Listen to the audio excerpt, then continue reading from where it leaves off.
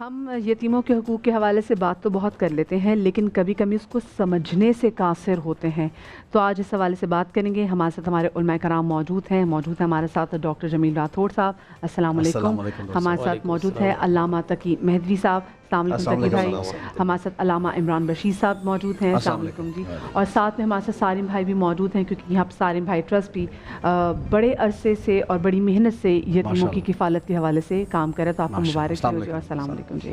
اچھا، کیونکہ ہم بات کر رہے ہیں یتیموں کے حقوق کے حوالے سے اور یتیموں کی کفالت کے حوالے سے، اور بار بار ہم نے دیکھا ہے کہ آقا کریم صلی اللہ علیہ وآلہ وسلم نے بار بار اس چیز کی تاکید کی ہے کہ کتنا ہمیں ان کا خیال رکھنا ہے، اور یہ کہا گیا ہے کہ جس نے ایک یتیم بچے کے سر پہ دفتر شفقت پھیرا تو جتنے اس کے سر پہ بال ہوں گے اتنی ہی نیکیاں اللہ پاک اس کے حصے میں ڈالے گا۔ لیکن اس کے باوجود ہم دیکھتے ہیں کہ ہمارے ہاں اتنا ہمیں پیارا مذہب ملا ہے، اتنے پیارے ہمارے نبی ہیں جو کہ رحمت للعالمین ہیں، ہمارے صحابہ کرام، ہمارے اہل بیت جنہوں نے اسلام کی تبلیغ اور کے لیے اپنے پورا کنبہ کٹا دیا، اتنا کچھ ہمیں لیسن دیتے ہیں، لیکن کیوں وہ باتیں باتوں میں رہ جاتی ہیں اور عملاً ہمیں نظر نہیں آتی؟ جمیل بھائی بسم اللہ الرحمن الرحیم، الصلاۃ والسلام علیکہ یا رسول اللہ وعلی آلک و اصحابک یا حبیب اللہ۔ پہلے تو آپ کے سوال کا جواب دے دوں کہ ہمارا المیہ یہ ہے کہ ہم نے اللہ کو تو مانا ہے لیکن اللہ کی نہیں مانتے، ہم نے رسول اللہ کو مانا ہے لیکن رسول اللہ کی سنتوں پر عمل نہیں کرتے، ہم قرآن پڑھتے ہیں لیکن قرآن کے احکامات پر عمل نہیں کرتے، ہم روز مردے دفناتے ہیں لیکن اپنی قبر کی تیاری نہیں کرتے، ہم دیکھتے ہیں کہ غیبت اور بہتان کی وجہ سے لوگ کس حد تک معاشرے کے اندر ان کا نام خراب ہو گیا، لیکن ہم اپنی اصلاح کرنے کی ضرورت محسوس نہیں کرتے، ہم لوگوں کی جانب تو انگلی اٹھاتے ہیں لیکن کبھی کبھی اس قلب سیاہ کو صفائی کرنے کا اہتمام نہیں کرتے۔ تو میں یہ سمجھتا ہوں کہ دین ہمارا فقط زبانی نہیں، پریکٹیکل ریلیجن ہے، اور آقا کریم علیہ الصلوۃ والتسلیم نے جتنا فرمایا پہلے اس سے زیادہ خود زمانے کو کر کے دکھایا۔ بے شک بے شک یہ آقا کریم علیہ الصلوۃ والتسلیم کی سنت مبارکہ ہے، لہذا رسول مکرم صلی اللہ علیہ وسلم یتامہ ہو، مساکین ہو، غربا ہو، قیدی ہو، مسافر ہو، سب سے زیادہ ان کا خیال کیا کرتے تھے۔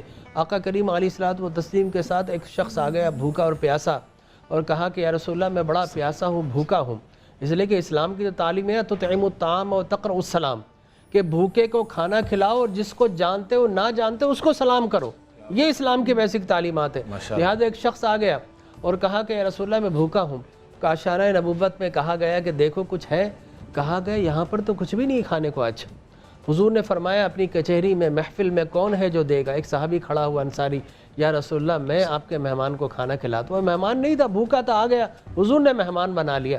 میزبان کا کیا کہنا کہ نہ انجانے کو مہمان بنا رہے، ٹھیک ہے نا۔ وہ صحابی لے گیا، اپنی بیوی کو جلدی سے جا کر کہا کہ کھانے کچھ ہے، کہاں بچی کے لیے کھانے کے لیے تھوڑا سا بچا ہے، باقی تو کھانا نہیں ہے۔ فرمایا کہ ٹھیک ہے، آج ہم بھی بھوکے سوئیں گے، ہمارا بچہ بھی بھوکا سوئے گا، اب میں چراغ بجھا دوں گا، مہمان کو نظر کچھ نہ آئے، ہم خالی برتن میں ہاتھ ہلاتے رہیں گے، کھانا اس کی خدمت میں پیش کر دیں گے۔ کھانا سارا اس کو کھلا دیا، خود بھوکے سو گئے۔ صبح حضور کی بارگاہ میں گئے، اللہ نے قرآن نازل کر دیے، یؤسرون بہ وانس ولا خصی ولا خصاصہ ولو کان ولم یوق الشح ولو کان به خصاصہ ولم یوق شح نفسه ویؤسرون بہ علی انفسهم ویؤسرون علی انفسهم ولو کان بهم خصاصہ، کہ وہ لوگ جو کہ اپنے آپ کو دوسرے پر ترجیح دیتے ہیں، اپنی چیزیں قربان کر دیتے ہیں اور دوسرے کی جھولیاں بھر دیتے ہیں، تو یقینی طور پر قرآن کی متعدد آیات ایسی موجود ہیں، اور سرکار مدینہ راحت قلب و سینہ صلی اللہ علیہ وسلم کا فرمان عالی شان ہے کہ تم یتیم کی مدد کرو، یتیم کو کھلاؤ اور پلاؤ۔ اگر تم ایسا کرو گے تو کل قیامت میں تم اور میں جو یتیم کی کفالت کرے گا اس طرح ساتھ ساتھ رہیں گے۔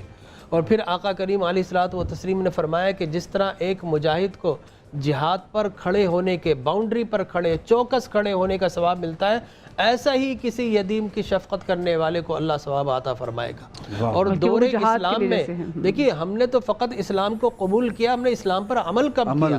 لیکن جو اسلام پر عمل کرتے تھے وہ جس حد تک جس عہدے پر ہوتے تھے اس کے مسئول ہوتے تھے، کہ جواب دہ ہوتے تھے۔ لہٰذا حضرت عمر بن خطاب رضی اللہ تعالیٰ عنہ، سردیوں کی سخت رات ہے اور رات کو گشت کیا کرتے تھے، آپ کا معمول تھا، خبر گیری کیا کرتے تھے رعایا کی۔ ایک گھر سے رونے کی آواز آ رہی ہے، دروازہ کھٹکھٹایا، کہ گھر میں بچے کیوں رو رہے ہیں؟ خاتون خانہ کہتی ہے کہ جناب یہ بچے بھوک سے رو رہے ہیں۔ حضرت عمر کہتے ہیں کہ یہ جو ہنڈیا پک رہی ہے اس میں کھانا پک رہا ہے تو بچوں کو کیوں نہیں دیتی؟ انہوں نے کہا کہ اس کے اندر صرف پتھر اور پانی ہے، صرف بچوں کو میں بہلانے کے لیے، سائیکولوجیکلی بچوں کو بہکانے کے لیے سارا عمل کر رہی ہوں، اس میں کھانے کچھ نہیں۔ حضرت عمر کانپ جاتے ہیں، تیزی کے ساتھ بیت المال جاتے ہیں۔ آپ کا خادم کہتا ہے، بوری بھرتا ہے، آپ کا خادم کہتا ہے اے امیر المومنین یہ بوری مجھے اٹھانے دیجئے۔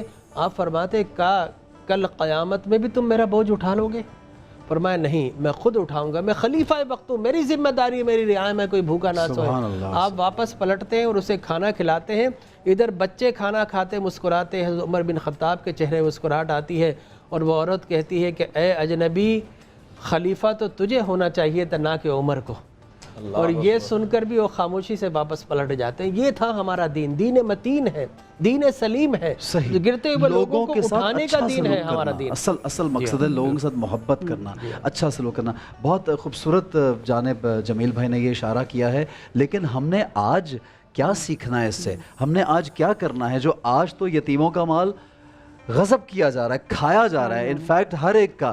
علامہ صاحب میں چاہوں گا چونکہ ہمیں بریک پہ بھی جانا ہے اور آج امام علی کے حوالے سے بھی ہم ذکر کرنا چاہیں گے، کیا کہیں گے آپ؟ اعوذ باللہ من الشیطان الرجیم، بسم اللہ الرحمن الرحیم۔ سب سے پہلے تو تمام عالم اسلام کی خدمت میں مولا متقیان امیر المومنین حضرت علی بن ابی طالب کی روزے ضربت کی تعزیت پیش کرتے ہیں۔ اور آپ نے بھی واقعے کا ذکر کیا تھا جو امام حسن علیہ السلام کے حوالے سے تھا، تو یہ ہستیاں تو وہ ہیں کہ جن کی شان میں قرآن کی آیت ہی اس طرح سے اتری ہیں کہ وَيُطْعِمُونَ الطَّعَامَ عَلَىٰ حُبِّهِ مِسْكِينًا وَيَتِيمًا وَأَسِيرًا۔ ماشاءاللہ کہ یہ پنجتن پاک کا اور بطور خاص حضرت علی مرتضیٰ، حضرت فاطمہ زہرا سلام علیہ، امام حسن اور امام حسین علیہ السلام، یہ خود اپنی مرضی سے یتیم مسکین اور اسیر کو کھانا کھلاتے ہیں۔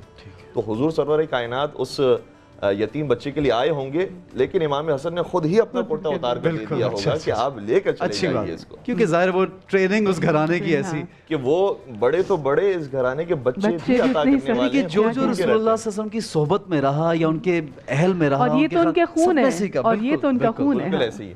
اور ڈاکٹر صاحب نے بھی جس واقعے کا ذکر کیا تھا اور آیہ کریمہ جب نازل ہوئے وَيُؤْثِرُونَ عَلَىٰ أَنفُسِهِمْ وَلَوْ كَانَ بِهِمْ خَصَاصَةٌ، تو روایت میں نام موجود ہے کہ حضرت امیر المومنین علی بن ابی طالب علیہ السلام کی شان میں یہ آیت اتری ہے، اور ان کے ساتھ یہ واقعہ پیش آیا تھا کہ جب مہمان کو دعوت پہ رکھا تو خود بھوکے رہے ہیں اور اندھیرے میں رہیں، اور سائل تھا وہ کھانا کھاتا رہا۔ اسی طریقے سے حضرت علی مرتضیٰ وصیت نامے کے اندر بیان فرماتے ہیں، نہج البلاغہ کے اندر وصیت نامہ موجود ہے کہ اللہ اللہ فی الایتام، خدارا یتیموں کی فکر کرنا۔ یتیموں کا جو مال ہے وہ کوئی معمولی چیز نہیں ہے، قرآن کریم کے اندر آیت یہ ہے کہ وَلَا تَقْرَبُوا مال الیتیم، ظاہراً یہ الفاظ ہیں کہ پروردگار شاہ فرماتے ہیں قریب بھی نہ جاؤ یتیموں کے مال کے، الا باللتی ہی احسن، مگر یہ کہ کوئی اس سے فائدہ ہی یتیم کو پہنچانا مقصد ہو۔ بہت کلیئرٹی کے ساتھ، یعنی صاف صاف کہہ دیا، کیونکہ یتیم خود اپنے مال کی سرپرستی نہیں کر سکتا، اس کا باپ بھی موجود نہیں ہے، اب سرپرستی تمہیں ہی کرنی ہے، اس کے مال کے قریب نہ جانا، اور اگر کہیں انویسٹ کرنا تو اس سے اسی کو فائدہ ہو۔ قرآن میں حضرت موسیٰ اور حضرت خضر کی جو واقعہ موجود ہے کہ حضرت خضر علیہ السلام نے کچھ کام کیے تھے اور حضرت موسیٰ علیہ السلام نے اس وقت تعلیم کی خاطر کچھ چیزوں کے اوپر قرآن کریم یہ کہتا ہے کہ شکایت کی کہ سوال کیا یہ کیوں کیا ہے، ان میں سے ایک عمل یہ تھا کہ حضرت خضر علیہ السلام نے دیوار کو کھڑا کیا۔ حضرت موسیٰ نے کہا کہ یہاں پر تو مجھے نہ کھانا دیا گیا ہے نہ ہمارے خیال رکھا گیا ہے، کیوں دیوار کو کھڑا کیا گیا؟ تو اس وقت حضرت خضر علیہ السلام نے فرمایا کہ اس جگہ پر یتیموں کا مال دفن ہے، اللہ اکبر، اگر یہ ابھی دیوار گر گئی اور اس کی کھدائی ہوئی تو یہ مال اٹھا کر لے کے چلے جائیں گے، چوری کر لیں گے، اس لیے اس دیوار کو دوبارہ قائم کرو تاکہ موقع کی مناسبت سے یہ دیوار ٹوٹے اور اس وقت یتیم اپنے مال تک پہنچ جائیں۔ ٹھیک ہے، بہت خوبصورت گفتگو جمیل بھائی کی۔ علامہ صاحب کی عمران بھائی کی جانب بڑھیں گے، ایک بریک پہ، چونکہ ہم جانا ہے، بریک سے واپس آئیں گے تو عمران بھائی آپ سے بھی انشاءاللہ ہم فائدہ اٹھائیں گے۔ بہت شکریہ جی، دیکھتے رہیے رمضان کا سما۔